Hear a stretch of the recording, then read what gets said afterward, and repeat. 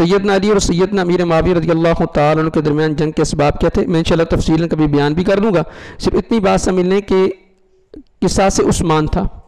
سیدنا عثمان غنی رضی اللہ تعالیٰ عنہ کا قصاص، امیر معاویہ ان کے چچا زاد تھے، وہ چاہتے تھے کہ یہ قصاص فوراً لیا جائے، جبکہ سیدنا علی رضی اللہ تعالیٰ عنہ چاہتے تھے کہ پہلے آپ بیعت کر لیں، حالات سازگار ہو جائیں تو پھر ہم قصاص لیں گے.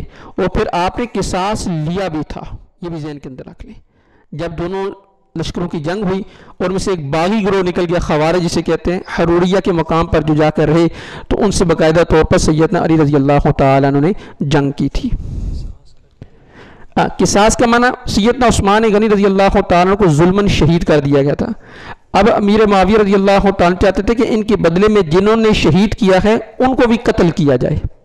ٹھیک ہے نا، جیسے آتا ہے کہ نفس کے بدلے میں کیا ہے نفس، جان کے بدلے میں کیا ہے جان. ٹھیک ہے، یہ قرآن کا اصول ہے.